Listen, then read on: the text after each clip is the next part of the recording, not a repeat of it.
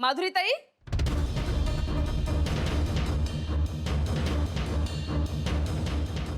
हे फोटो पुरावा।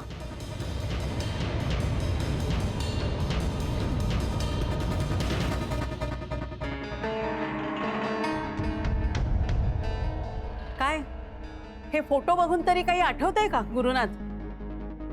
फक्त मीच नाही तर माझ्या बरोबर ज्या टूर मधल्या बायका होत्या ना, त्या सगळ्या बायकांनी पण तुम्हाला नाचताना बघितलंय क्रूज वरती। आणि त्या सगळ्यांचे कॉन्टॅक्ट्स आहेत माझ्याकडे। हवं असेल तर त्या सगळ्यांना मी आता साक्ष द्यायला बोलवू शकते। काय झालं? बोलती बंद झाली? बोला ना काहीतरी, बोला। हे सगळं खोटं आहे, या माधुरीताई पण खोट्या आहेत। ज्या बायकांनी तुम्हाला क्रूज वरती पाहिलं त्या सगळ्या जणी तुमच्या वाईटावरती आहेत म्हणून त्या असं खोटं बोलून राहिल्या। बोला ना, सांगा ना। तुम्ही सोडून सारं जग खोटं आहे। बोला बोला। अरे हा काय बोलणार? याला तोंड कुठे आहे काही बोलायला? राधिका वहिनींनी 1000 वेळा माफ केलं तुला, पण तू सुधारला नाही। प्रत्येकाला आयुष्यात दुसरी संधी मिळत नसते गुरुनाथ। तुला ती मिळाली आणि तू ती घालवली। काय केलं नाही रे या राधिकाने तुझ्यासाठी? इतकी धडपडली, स्वतः नेहमी मागे राहिली, तुझ्या यशात स्वतःचं यश पाहिलं। तू चुकतोयस हे आम्हाला सगळ्यांना दिसत होतं, आम्ही तसं बोललोय तिच्याशी, पण तिने तुझ्यावरचा विश्वास कधी ढळू दिला नाही। आणि तू काय केलंस रे? राधिकाला फसवत राहिलास, शनाया बरोबर तुझं हे प्रकरण असंच चालू ठेवलंस आणि बाहेरचं कमी झालं होतं म्हणून आणखी तिला सोसायटीत आणून ठेवलंस।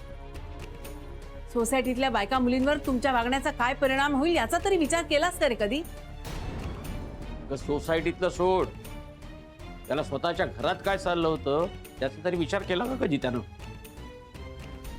आपल्याला खोटं ठरवलं, आई बाबाच्या नजरेत आपल्याला पाडलं, 2 कुटुंबामध्ये वितुष्ट आणलं यानं। त्रास झाला, मनस्ताप झाला, भांडणं झाली, या सगळ्याचं काय आला? आता मजा मारत होता मुली बरोबर। खरं तर तुझ्याकडून आम्हाला काहीच अपेक्षा नव्हती। अगदी खरं बोललात तुम्ही दामले साहेब। आय एम सॉरी गुरुनाथ, आजपर्यंत मी गप्प होतो पण आज बोलणार आहे। खरंच आम्हाला कुणालाच तुझ्याकडून ही अपेक्षा नव्हती। तुझ्यापेक्षा खालच्या हुद्द्यावर मी काम करत असलो तरी अनुभवाने वयाने तुझ्यापेक्षा मोठा आहे रे मी। तू ऑफिसमध्ये पहिल्यांदाच आलास तेव्हा खूप इम्प्रेस झालो तुम्ही। एक कर्तबगार, सच्चा, मेहनती ऑफिसर म्हणून तुझी एक प्रतिमा निर्माण झाली होती माझ्या मनात। बट सॉरी टू से, तू ही प्रतिमा पार धुळीला मिळवलीस रे। गुरु यार, मैंने तो तुझे अपना सच्चा दोस्त माना था। मला वाटत होतं की तू पण मला तुझा मित्र मानतोयस, तुझा मनातला सगळं शेअर करतोयस, काहीच लपवत नाहीयेस। पण तू बचपनच्या मित्राशी खोटं बोललास, मलाही फसवलं। अरे एक सच्चा मित्र म्हणून मी तुला हेच सांगत होतो ना की तू सोड शनायाला आणि घराकडे, वहिनींकडे, अथर्वकडे लक्ष दे। पण ते म्हणतात ना, खरं बोलणाऱ्या माणसाची या जमान्यात कदर नसते। तूही माझी कदर नाही केलीस। आणि जेव्हा माणूस सच्च्या माणसाची सोबत सोडतो ना, तेव्हा तो आपल्या विनाशाकडे जातो, जसा तू जातोयस या शनायामुळे।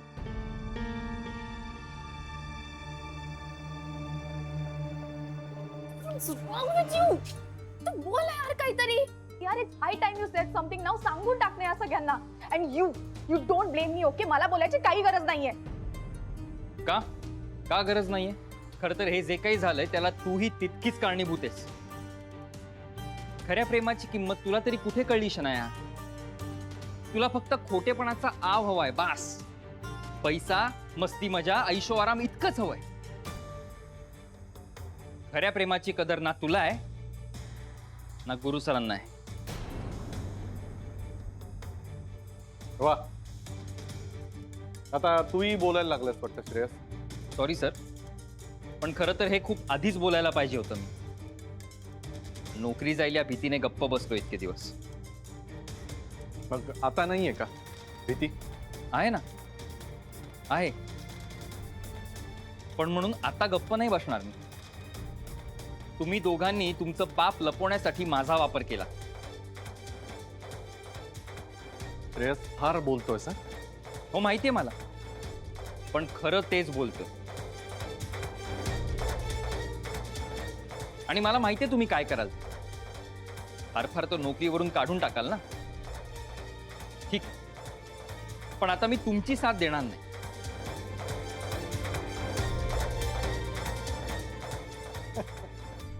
वा राधिका, काय मस्त पडवून आणलेस ना सगळ्यांना आज.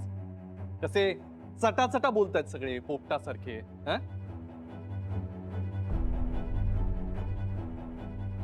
आणि काय ग, तू मला म्हणतेस ना अथर्वच्या मनाचा विचार करत नाही, तुझ्या मनाचा विचार करत नाही.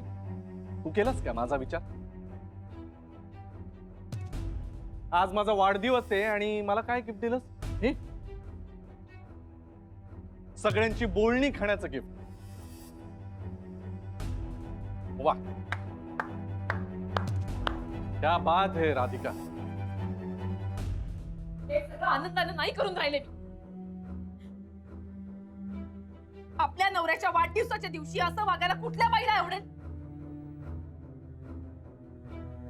मलाही नाही आवडणार, कधीच आवडलं नसतं. पण तुम्ही हे सगळं करायला मला भाग पाडलं.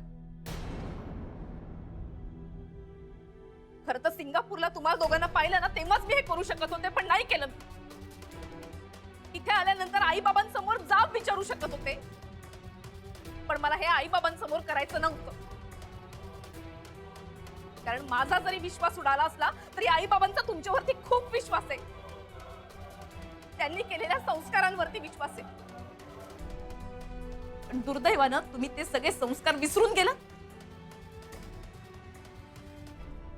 मग मीही ठरवलं, आता आपण फक्त अथर्वचा विचार करायचा, आपल्या कामाचा विचार करायचा. म्हणून ते करत होते, स्वतःला सिद्ध करण्याचा प्रयत्न करत होते, तर तेही बघवलं नाही तुम्हाला. आपली गुड फॉर नथिंग बायको आपल्या पुढे निघून जाईल अशी भीती वाटली तुम्हाला, म्हणून मी मेहनतीने तयार केलेलं प्रेझेंटेशन तुम्ही डिलीट केलं. तेही सहन केलं. पण आज नाही, आज नाही. आज तुम्ही माझ्यातल्या आईला दुखवलं. माझ्या पोराचं मन मोडलं तुम्ही. तो आजारी असताना हिच्या बरोबर वाढदिवस साजरा करायला तुम्ही इथे आला.